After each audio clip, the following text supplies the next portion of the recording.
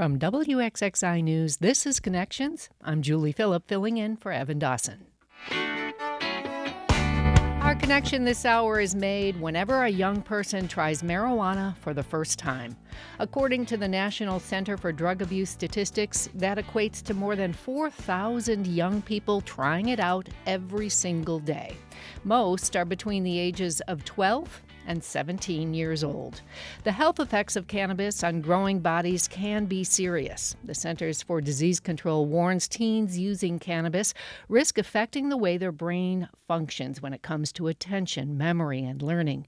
And early research indicates these changes in their brains are not necessarily short-lived. They could last a lifetime.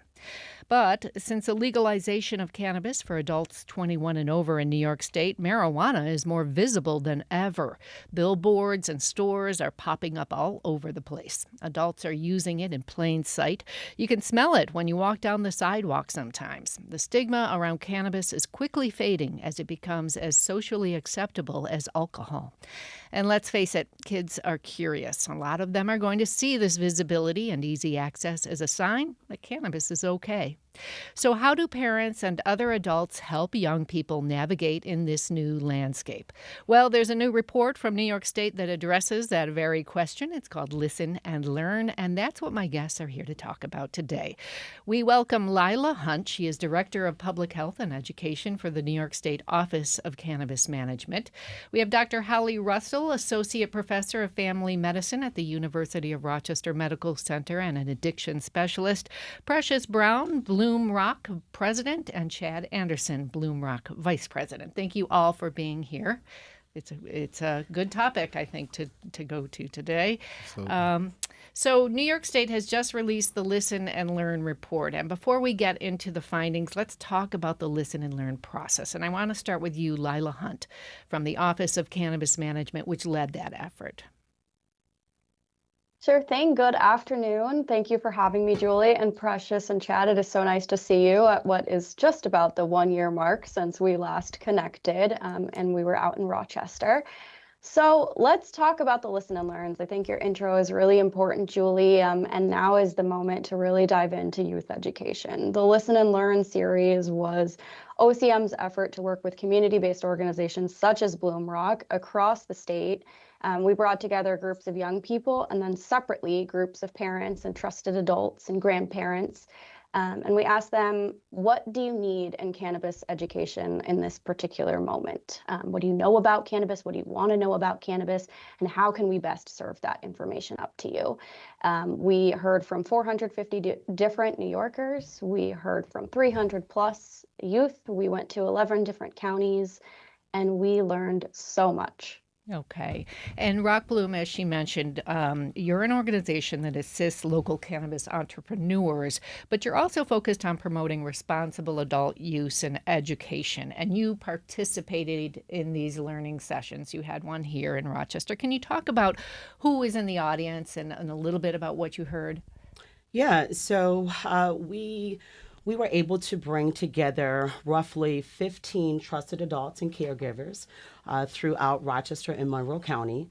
That was on day 1. And then on day 2, we were able to bring, I believe it was 15 to 20 youth, and really just focusing on the concerns, the fact that adults want trusted information. They want factual information over fear, as well as our youth. They want to be able to participate in an ongoing conversation. Mm-hmm. Anything to add to that, Chad? Yeah, no, not necessarily. Just, obviously our approaches for both of them were extremely different. The youth, like I was kind of telling one of our colleagues before we hopped on, they were very, I don't want to say squeamish, but squeamish to an extent, oh, am I supposed to be talking about cannabis? And we're like, no, we invited you here to talk about cannabis. But the adults, it was a lot more fluid, able to have a lot more necessary conversation to actually be able to get to the points that we were trying to hit on. And that was probably smart to have them on two separate days in different rooms at the same time. They're looking for the conversation to progress and not a lecture. Right. Okay. Mm-hmm. So one of the things that I noticed in this report that kids know about it, not just since it's been legalized. If anything, legalization has just highlighted the fact that kids have been finding out about cannabis long before any adult in their life has ever sat them down and had a talk about it, if they ever do that. But now, there's gummies, there's vaping. It's so much easier to get if they want to get it. So from a health perspective, this could be really concerning. So we have Dr. Russell here from the University of Rochester. Could you walk us through what happens to a young person's body when they use marijuana? Sure. I think nothing particularly different happens with a young person when they use compared to an adult. I think what we worry about is more the risk for addiction is higher. So because their brains are developing, their risk for dependency and addiction for any substance that they use. So we worry about that for marijuana. We worry about that for alcohol. We worry about that for nicotine. And that's really why we try to have people wait to use any substance until they're older, or not at all for some substances, obviously. But that risk of addiction is higher when they're younger, because of adolescence is a time of huge development in the brain. All these receptors are forming, are growing, and they're much more at risk for developing addiction. And then if and when they do become dependent or addicted to any kind of substance, they have a harder time stopping it. And part of that also is that they're at the same time becoming who they are, right? They're learning how to deal with their emotions. They're learning how to cope. And we want them to develop these healthy coping skills. Like we were also talking about that earlier. And it's a time of developing that. And we want them to use that developing time of adolescence to develop those healthy coping skills and not turn to substances for that reason. Okay, and we are going to get into that, why they're using it, because that is a big reason some of them are using this. So the report has three kind of top findings, and I want to walk through each one, starting with you again, Lyla. The first is the normalization gap. Could you explain what that is? Absolutely. So I think, post-legalization, we have a different landscape than we did just a few short years ago in New York. There are cannabis dispensaries across the state. There's some on Main Street. We see that now more than ever. We've always seen cannabis represented well in media, but and you mentioned this earlier too, Julie, we don't start formal drug education or talking to young people about cannabis as soon as they're starting to see it. It's reaching their consciousness. Some of what we talked to from the community members was, I was aware of it when I was 8 or 9, and no one had a conversation with me until I was well into my later teens. So we have this gap between what is happening in the ecosystem and then what is happening in terms of like formal education. Okay. The second, the trust gap. This is a huge one.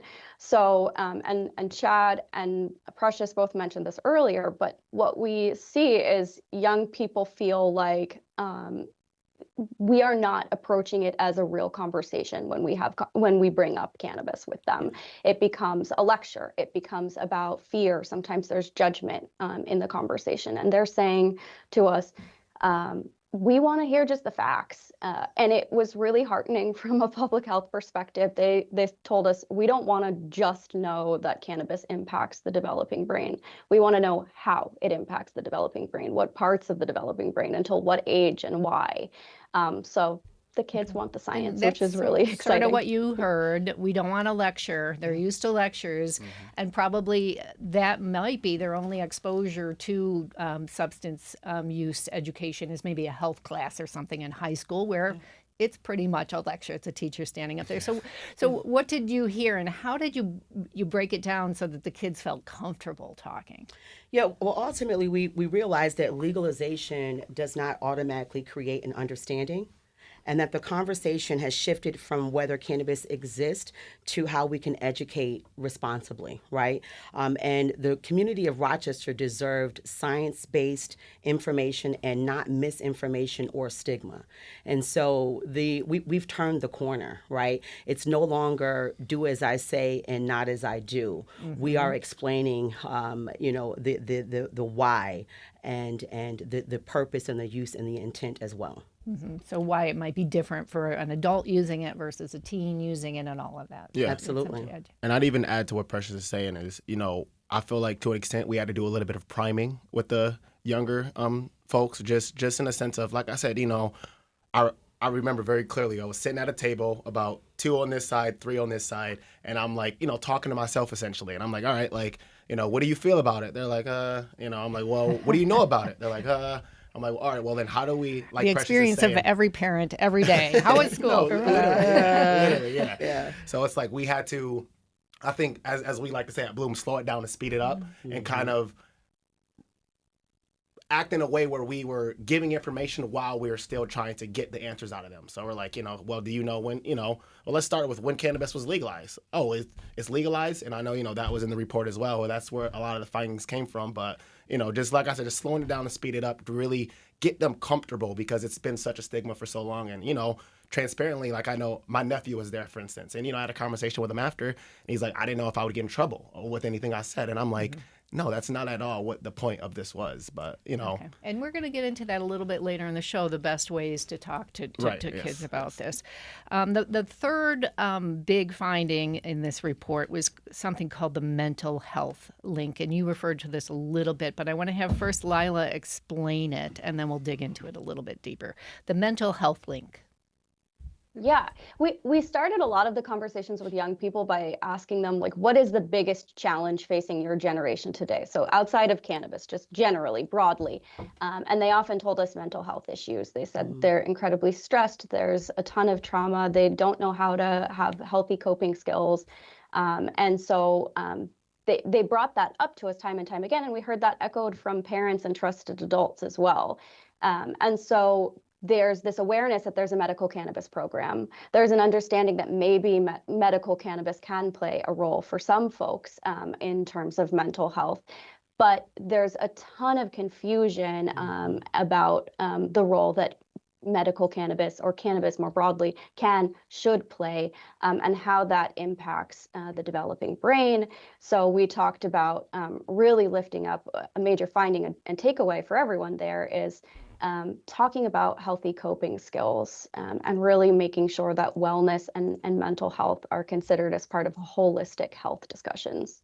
And, 60% of the youth in these discussions said the potential health benefits are one of the main reasons they are trying it. They're trying cannabis. And 70% of the adults also talked about its medical use. Could you talk about the difference here between medical use for adults and kids using it to relax, to get to sleep at night, to cope? Sure. Yeah, I mean, so it's quite complicated and nuanced, right? I think focusing on the kid piece of it, since that's what we're focused on right now, the adult piece is quite complicated in terms of the medical aspect. There's some conflicting research and, the reasons why adults use it, and then what the research is behind the medical reasons. It's hard because of the sort of confusing legal status of it, it's very hard to do research around it. So the research around the medical benefits is not quite there. There's definitely some, but it's not as gold standard as we would like it to be because of the confusing legal. Okay, so that's a whole other show down the road. Show. Medical marijuana. Let's talk about the kids using it to But cope. in terms of what the kids, we know that kids do use it. Like you're saying, they report they use it for medical reasons and for psychological benefits. But the irony is that it's actually associated with increased risk of depression, increased risk of suicidal ideation for kids. So it has actually negative effects for kids in terms of mental health specifically. But they are using it for reasons of mental health. Because initially it relaxes them, right? And it does help them probably get to sleep. Did anybody talk about that? Any of the kids talk about that in the sessions about actually using it and how it affected them? Well, not at the table that I was at. As a matter of fact, we had quite a few youth that mentioned that they were actually tired of having the conversation. They weren't even interested in cannabis or the consumption. So it was not within our listen and learn session. We didn't have that for our youth. Okay. Yeah. Okay. So, some of the kids I know in the report, I don't know if it was obviously not in your group, but talked about how it created. They thought they were going to relax, and instead they felt paranoia or panic attacks or even hallucination. Is that what was happening there? It can affect different people differently, or? I mean, yes, of course, right? And I think especially for kids, if they're not knowing what to expect, if they're not, in the right environment. Also, I think there's different potencies that it may be affecting them in a way they're not using the right amount when they start out. And this is a little bit outside of my area of expertise in terms of like what's happening. But I think it's probably a difference of expectations versus what the reality is in terms of when they use. And you bring up a real, go ahead, Lyla. Yeah, Julie, I would just add that I think from the adult perspective, one thing we heard is cannabis is so different today than it was when I was younger. And so from the Office of Cannabis Management's perspective, a lot of what we want to lean into is talking about important safety messages, safe and responsible cannabis consumption, but also talking about start low and go slow with the amount of cannabis that you're consuming, and to purchase from the regulated industry, and really educating New Yorkers about how to tell illicit cannabis apart from regulated cannabis and why that's so important from a public health perspective.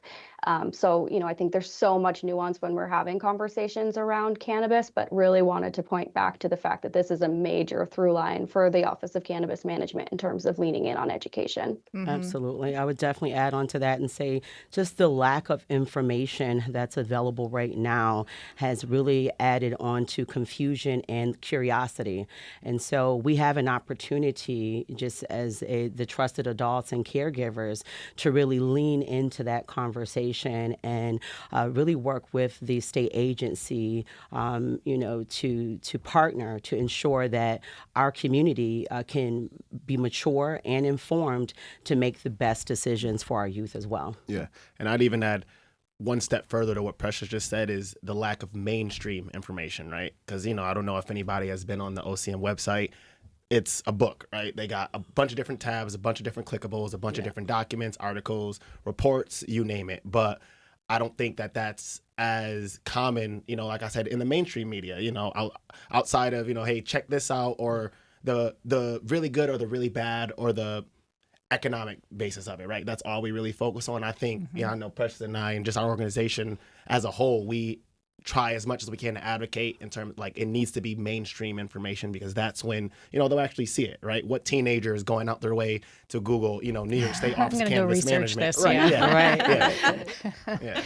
Okay, there's a lot of confusing topics, and I want to walk through a bunch of them in this show, but I want to start with something that's sort of key to it all, is that there's what the report calls a striking language gap, that adults talk about marijuana in very different terms than youth, that we are no longer hip. We don't know what we're talking about. Speak for yourself, Julie.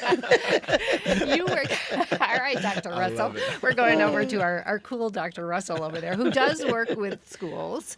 What kind of experience have you had in terms of just the words that you're using to talk to youth and to help adults talk to youth? Yeah, no, it's so challenging. I mean, I have 2 teenage kids, so I'm definitely not cool. But I think, so here's the thing. I think what we started with at the beginning, which is like, don't insult them by thinking they don't know anything. So what I always start with is asking what they know. I think to me, that's the biggest thing, is what do they already know? What are their questions? And that's the way to start the conversation in my mind, especially the environment where I'm in. I'm usually in smaller groups, and I can have those kind of either small group or one-on-one conversations where I'm starting with what do you already know, and then what are you curious about? And then you can get to that informational or fact-based conversation where it's not about, here's what I've heard, here are the rumors, and you can really talk about kind of the science piece of it, that kind of thing. I mean, I will tell you, I think we're getting it wrong, though, for the most part, because I get invited to do lectures constantly to schools, and then I'll sometimes do them just because I want to keep my relationships with the schools. And then I'll sometimes talk to the kids and I'll be like, what would help? And like literally after I've given them lectures, they'll be like, we hate lectures. We didn't listen to a word could you you wait said. until like 10 minutes afterwards to tell me that or something? But like, I think the schools need to get the message that the kids don't want lectures, and they need to, we need to have different ways, but smaller group ways of getting the information. And then we have to acknowledge that they get most of their information from social media. Yeah, for And sure. we have to figure out a better way of getting. And we're going to talk about that too. Accurate. Now, what strikes me though, is you said, let's ask the kids what they know first. But Lyla, the report makes it very clear that adults are afraid that kids know way more than them. So if you're going to go talk to a kid and say, what do you know? And then they blow you out of the water with all the information that they have. I think that's what's making adults pretty uncomfortable about having these conversations. Can you talk a little bit about those findings, Lyla? 100%. That is definitely something we heard. So we heard when we asked young people, we said, where would you go if you have questions about cannabis? And they said, number one, 60% of them told us they would go to their parents or trusted adults. Conversely, we asked parents and trusted adults, are you ready for that conversation? And we only heard about 1 in 10 said they were.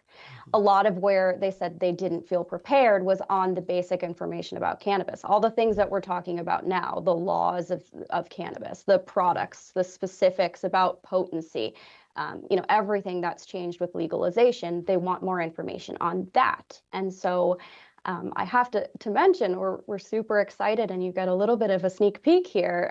We are going to be launching early next week a campaign for young people and parents and trusted adults. Our Listen and Learn report was really step one. It identified the areas that we need to lean in on and the work that we need to do and how to best reach New Yorkers.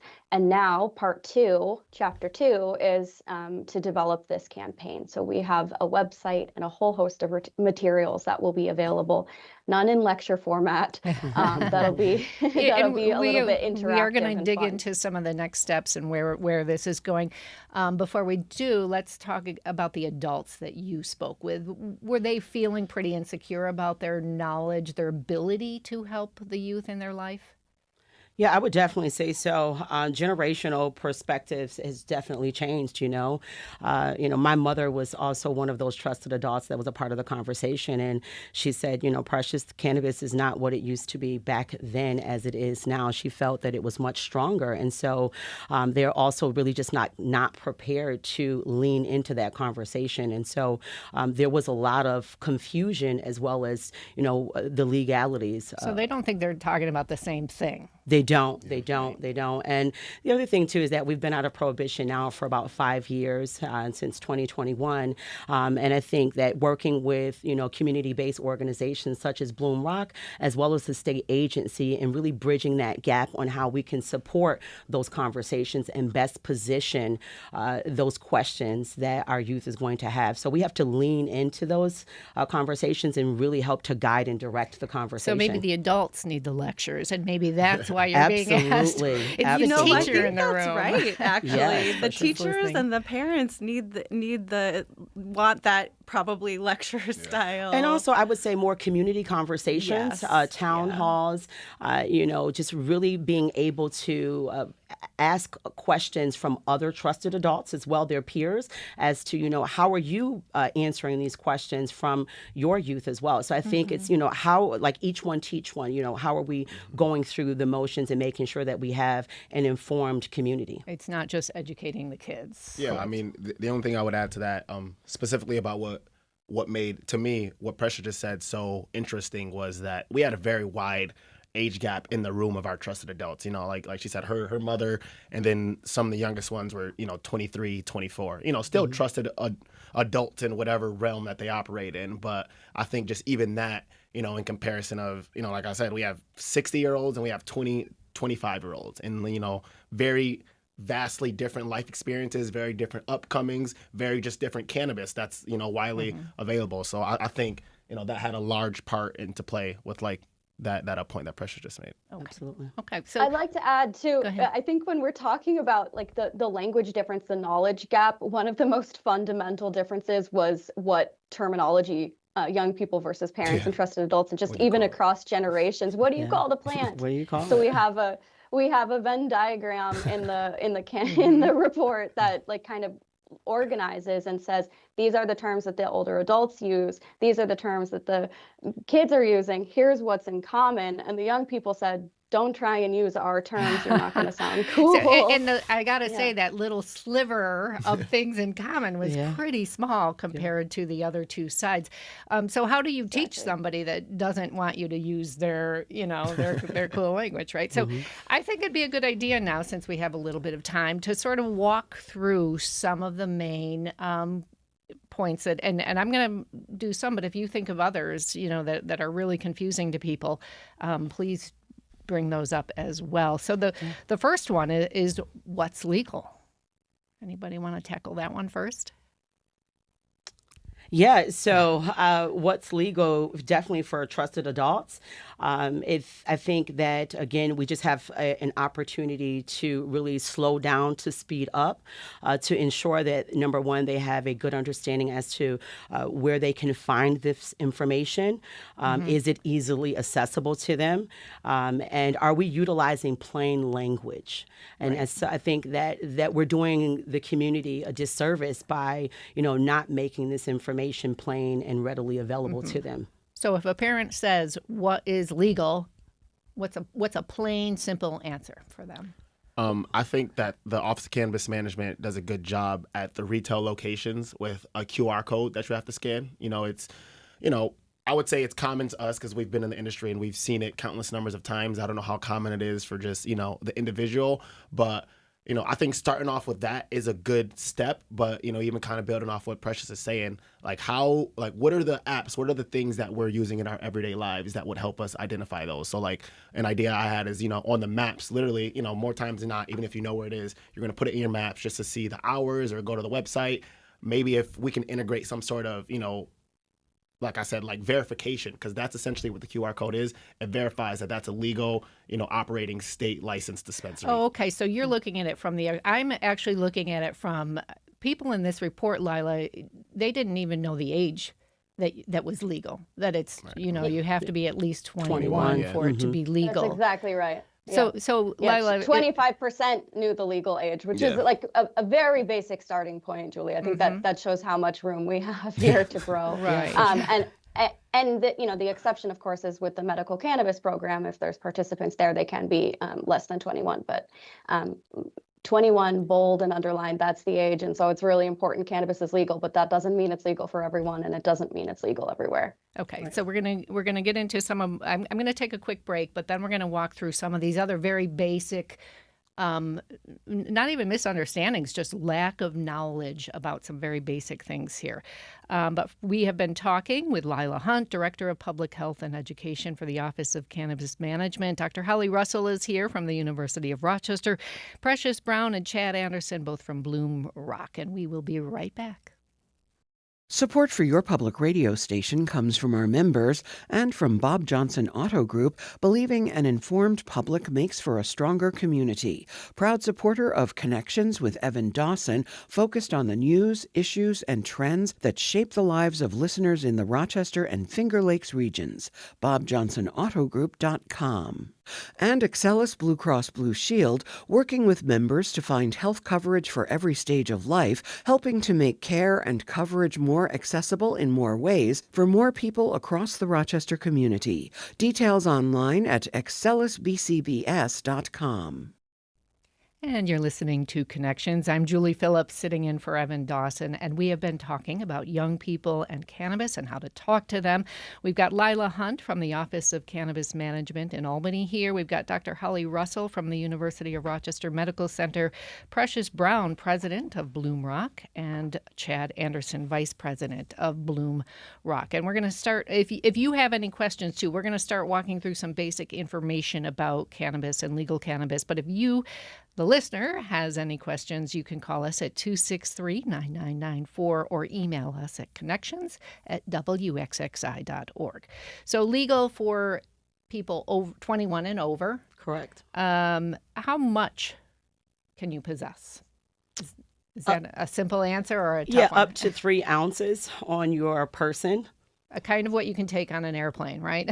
3 ounces of liquid. Correct. Yes. Oh, yeah. Yes, absolutely It's a pretty correct. small Yeah. amount, right? But you thought I said, can you bring it on an airplane? That's probably a good question. Right. Well, I would say I don't want to get into that. Okay.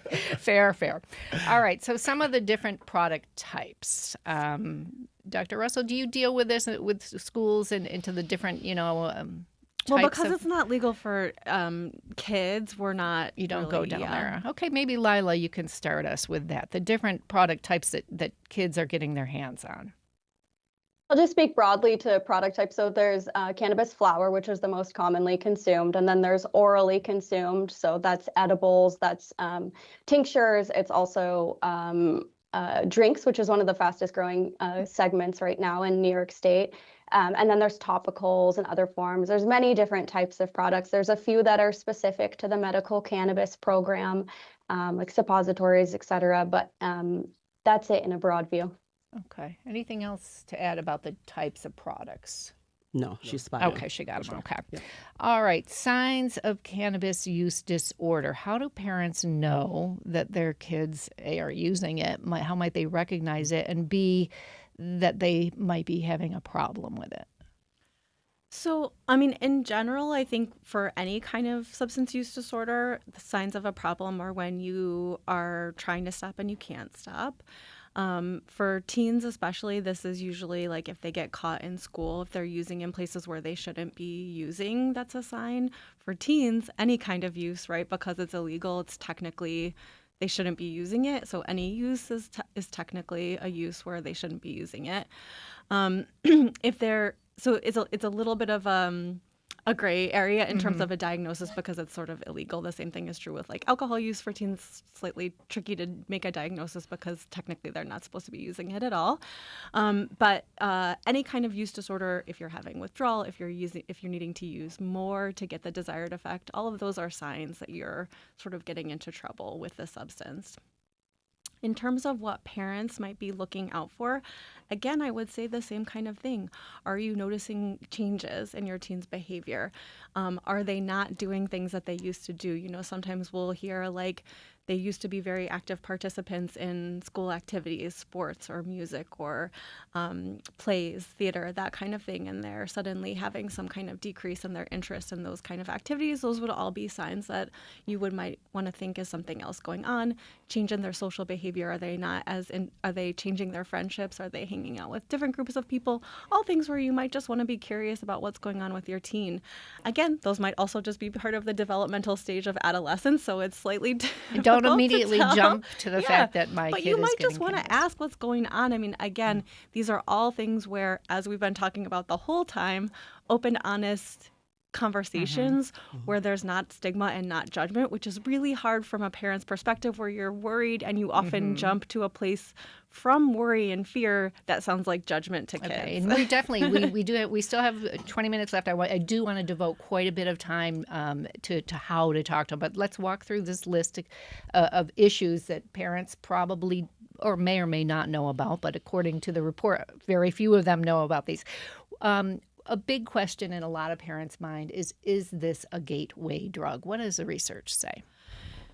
Again, so think about that developing brain. I sort of describe it as like priming the pump. When you think about the reward system, so that adolescent brain is developing and understanding the system of rewards. So when you use any kind of substance that where that dopamine, that feel-good hormone is released, and again, that's true for cannabis, also true for nicotine and a lot of the other substances.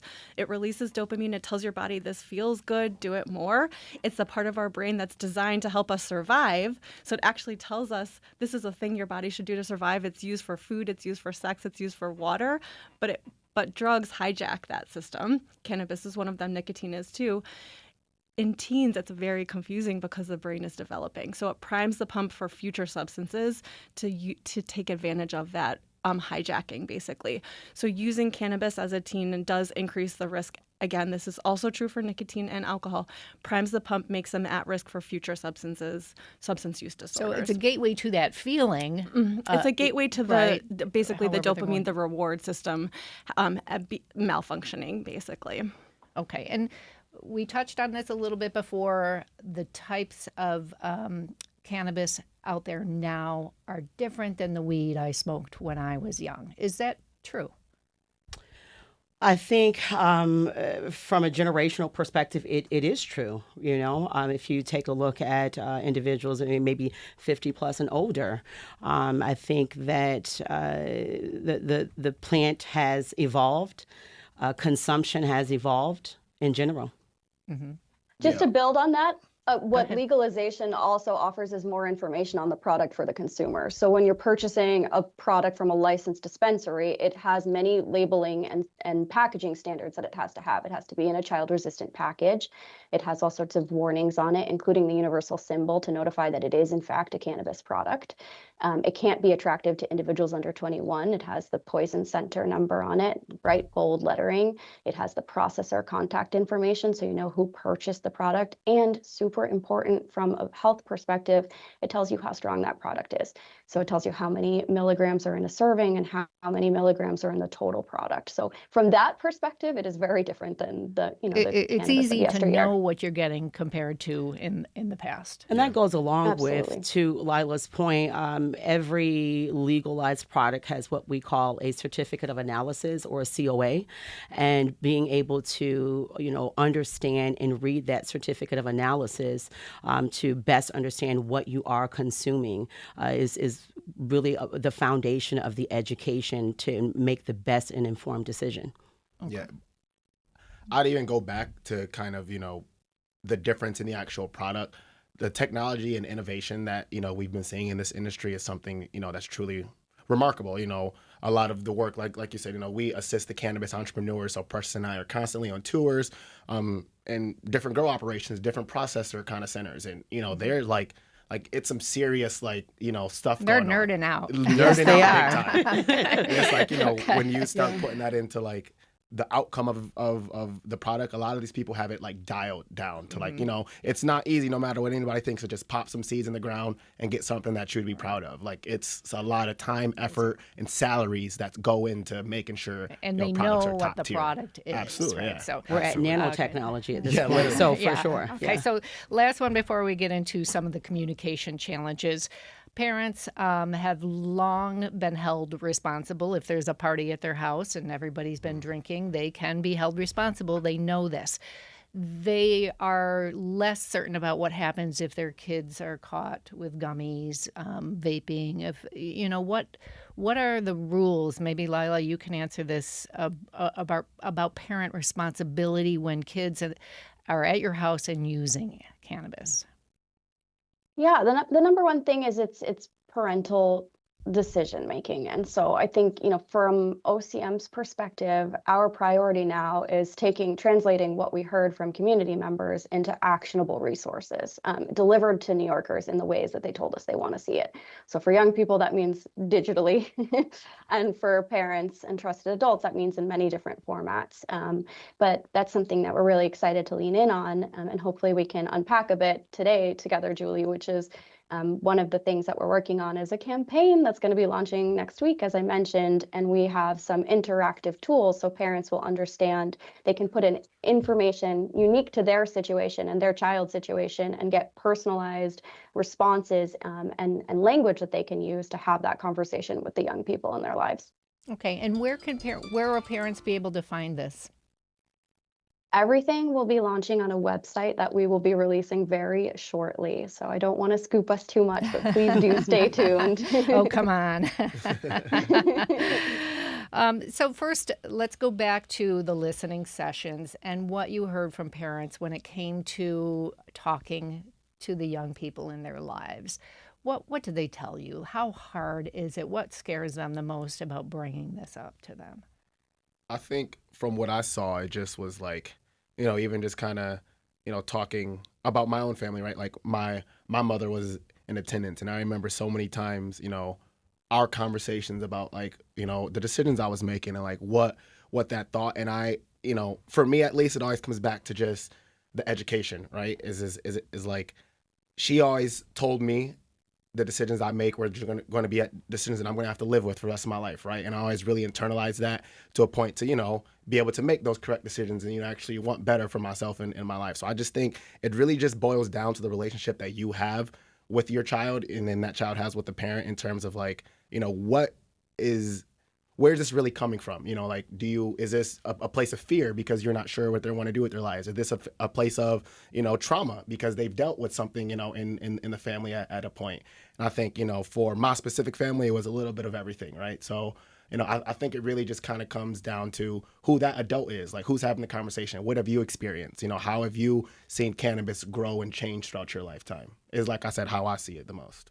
Mm-hmm. And within the circle that we spoke with trusted adults, it was, you know, trying to understand why a youth would want to consume cannabis and really how to have a healthy conversation and not just that one big conversation. How do I keep the door open and how do we, you know, move the conversation on from there? How do I best position if you're utilizing this for coping mechanisms?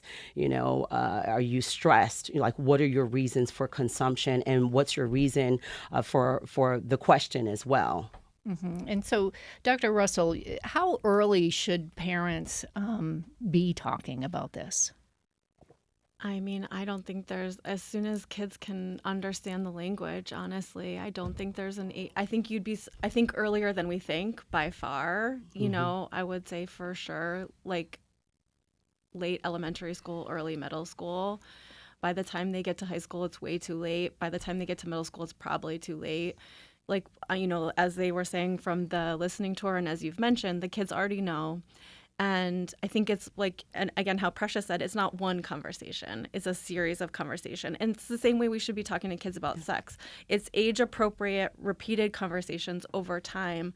Because if you just have one big conversation, they get nervous, their brain shuts off, and it's like fight or flight mode. But if you like set the stage, this is something we can talk about. We don't have to be scared or nervous. We can talk about it over time. It's a thing that it's okay to talk about. Then we can have these honest conversations, little bits over time. And if they have questions, they can come to you, which is the better way, right? Anyways. Mm-hmm. Yeah. So I think that's the way to do it, is just early and frequently, but small bits over time. And it's also okay to say, let's learn together. Love you that. know, let's learn together. I think youth appreciate honest, forth conversation that is factual based. So I think, you know, there wasn't a how-to book to come out of Prohibition.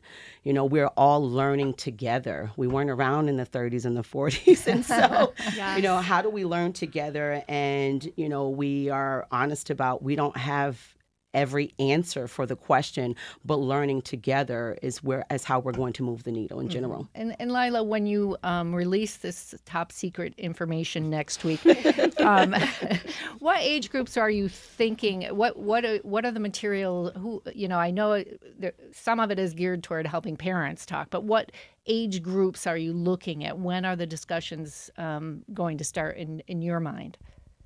We're focusing on 11 to 17, so preteens into the teen years. I think, you know, absolutely correct to start the conversation once understanding is there, and that's going to be unique to every child.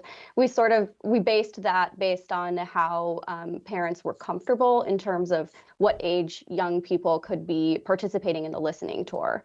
And so we found like around 11 seemed to be more appropriate. Kids receive health class education around 13. It can vary a bit depending on school district. And so we think it's really important to start in the preteen years. Okay. And talking about school districts, and you, Dr. Russell, work with some schools, not specifically on this issue, but related issues.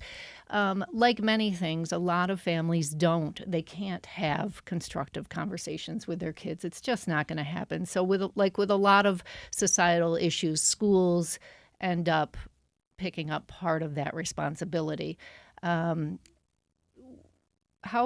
difficult is this for schools, and when should schools be starting to educate students about this?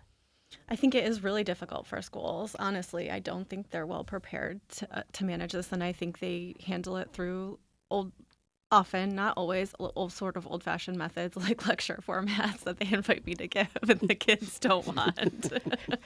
But I think there's movement on that, right? I'm sort of saying that half jokingly because I think schools are recognizing that doesn't really work, and I think there are efforts to do more creative things, and there's a lot of online stuff that's coming out and is coming out that schools are trying to do, and I think is probably the better way to have like more interactive stuff, more smaller group things.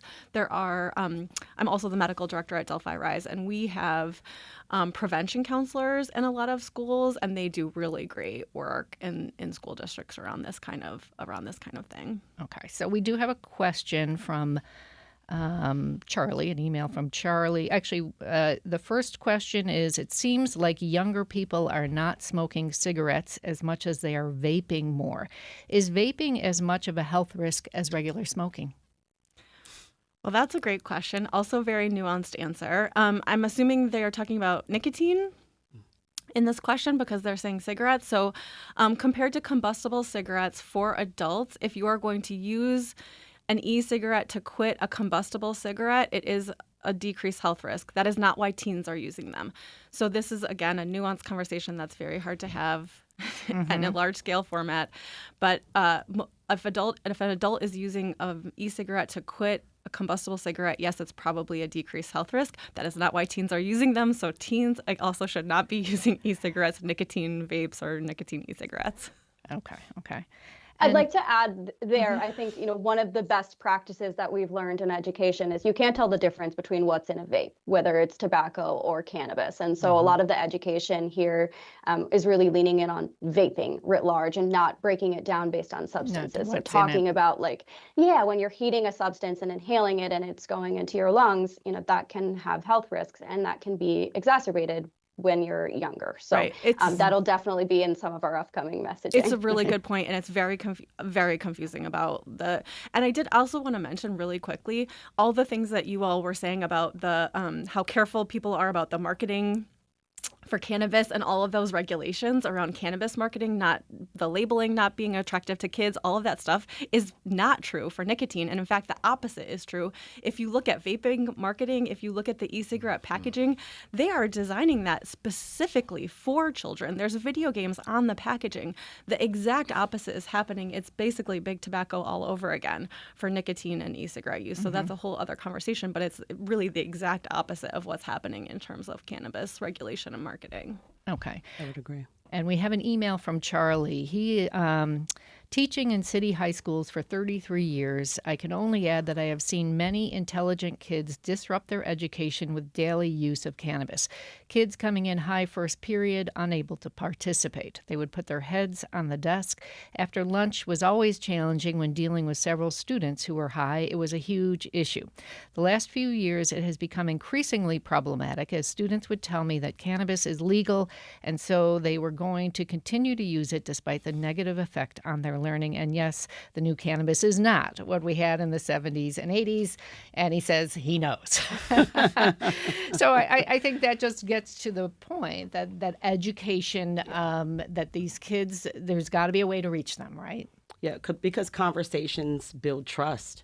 And informed communities can make better decisions. And so it's important that we lean into answering those questions and concerns and, again, learning together. Okay, Lyla, there is also a cannabis education advisory panel at the state level that was announced, I believe, at the end of last year. What are some of the other next steps coming up besides this great thing you're unveiling on Monday?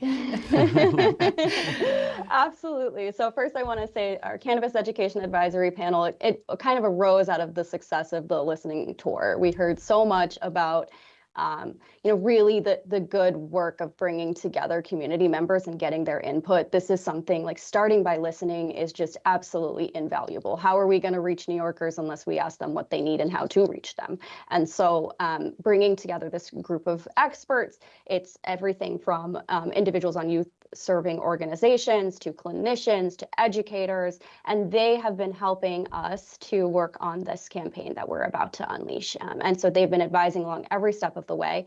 We've also been taking our draft campaign materials out into the wild, so to speak, and bringing them to different community-based organizations and in front of young people. So we can say, does this look like something you would scroll past, or would you engage with this? And how can we make sure that we're really reaching you? So that's a big part of it. We have our cannabis education library that's available online at our website, cannabis.ny.gov. You can order free print materials there. They're shipped to your door. We have ongoing educational efforts.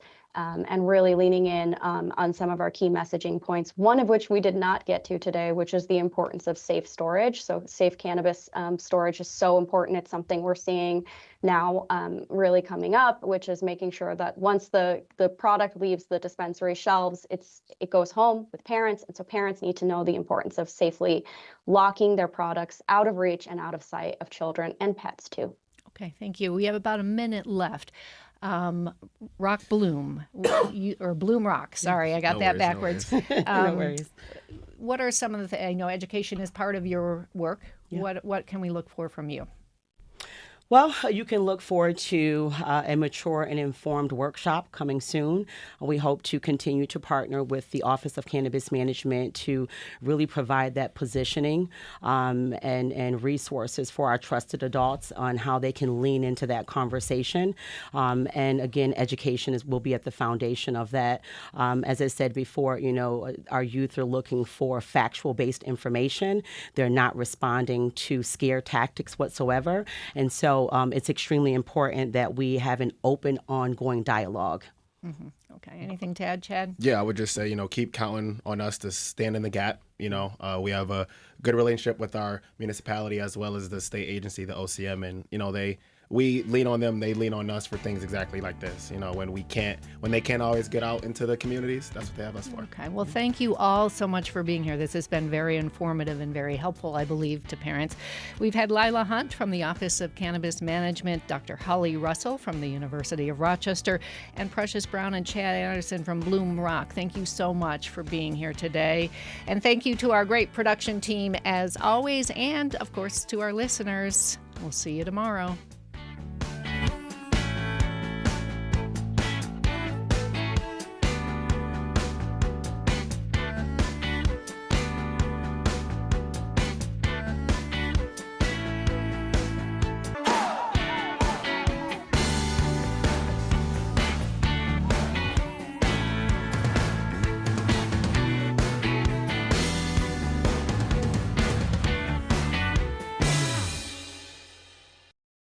This program is a production of WXXI Public Radio. The views expressed do not necessarily represent those of this station, its staff, management, or underwriters. The broadcast is meant for the private use of our audience.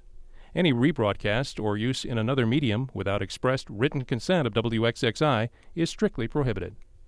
Connections with Evan Dawson is available as a podcast. Just click on the Connections link at WXXInews.org.